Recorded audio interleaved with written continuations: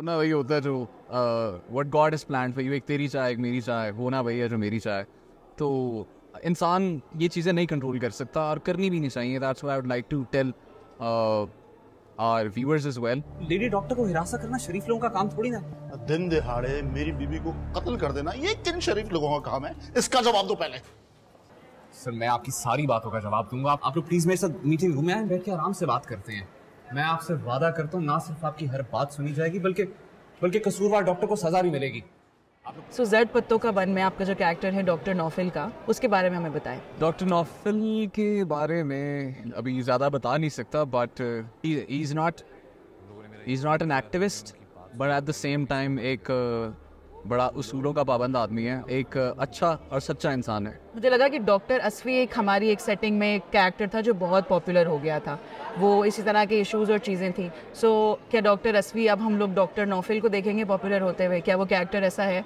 और सर मैंने with all due respect मैंने देखा नहीं हुआ। I know you are talking about Yakeen Ka Safar, but मुझे पता चला था people are drawing comparisons as well, but आप यकीन जाने मैंने नहीं देखा हुआ था, even though it's a huge project. And वो जब बाद में पता चला, थैंकफुली हम शूट ख़त्म कर चुके हुए थे, so I did not have the pressure to live up to any certain expectations.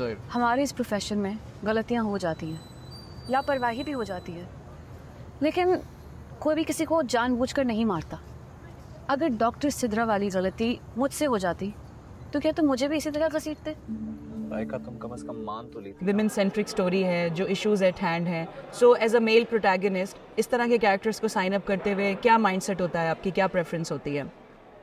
देखिए मैम, मैं एक ऐसी कश्मकश में फंसा हुआ था जहाँ पे मुझे उस तरह का स्क्रिप्ट नहीं आ रहा था मेरे पास जो पढ़ के मुझे लगता कि यार, क्योंकि I don't have any game plan. मैं अभी मैं पहले भी जिक्र कर रहा था कि मैं बड़ा पुख्ता यकीन रखता हूँ कि आप जितना मर्जी प्लान कर लो, होना वही होता है जो व्हाट गॉड इज़ प्लान्ड। जब ये किरदार मेरे पास आया, जब ये कहानी मेरे पास आई, किरदार मुझे हकीकतन नहीं पता था कि किरदार ने कहाँ जाना है, क्या होना है।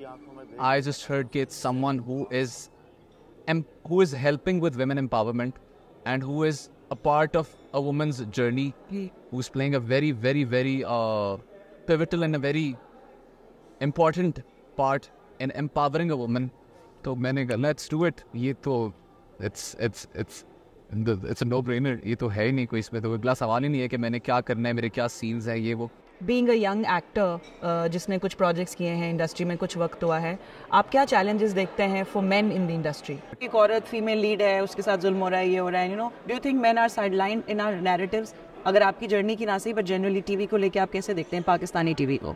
आई थिंक बड़ी कहानियाँ बन रही हैं, बल्कि बड़ी कहानियाँ are knocking it out of the park. मैं इस तरह की चीज़ें इतनी नहीं देखता, तो मुझे इतना अंदाज़ा नहीं है कि उसमें मर्द हज़रात किस तरह से साइडलाइन होते हैं और किस तरह से नहीं होते। I've been a part of one or two projects जिसमें इस तरह की कहानियाँ थी। Initially in my career as well, I did a soap, was I think a 60-70 episode, और उसमें ये इस तरह का एक narrative था। It was fun।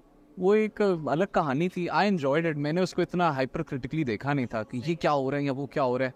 Yes, I learned gradually कि अच्छा ये शायद मेरा इतना इंटरेस्ट पीक नहीं कर रहा है, या this is not where I want to go with my career. अभी बिल्कुल आपकी रीसेंट प्रोजेक्ट्स की बात करें, ये है विद सजल, फिर बंस रोड के रोमियो एंड जूलियट इकरा के साथ, और इकरा और सजल दो ऐसे नाम रहे हैं कि इस वक्त हम अगर क्राफ्ट पे भी और अदरवाइज पॉपुलैरिटी से ज़्यादा एक्टिंग की बात करें, सो टॉप के आपकी लिस्ट में ये नाम होते हैं। So how has that experience been for you, और उसमें वो जो कॉम्प्लीमेंट किस तरह करते हैं? It's been phenomenal. मैं बड़ा डरा हुआ दोनों सेट्स पे गया हूँ और बड़ी अरसे डरा रहा हूँ, और मैं उन दोनों से मैं खैर अभी भी डरता ही हूँ because their level of stardom and what they've achieved, their achievements are phenomenal. It's remarkable, but quite a few people have been able to achieve it, and they're one of them. It's been a it's been a learning experience for me. मेरे पास उस time पे दोनों projects की बारी पे थोड़ी सी complications थी, जिसकी वजह से शायद और लोग ना ऑन बोर्ड आ पाते, और मैं अपना भी फंसा हुआ था थोड़ा सा। But since it was such a huge opportunity, especially for someone like me, I was like, let's go। दिन रात एक कर देंगे, but I have to do this।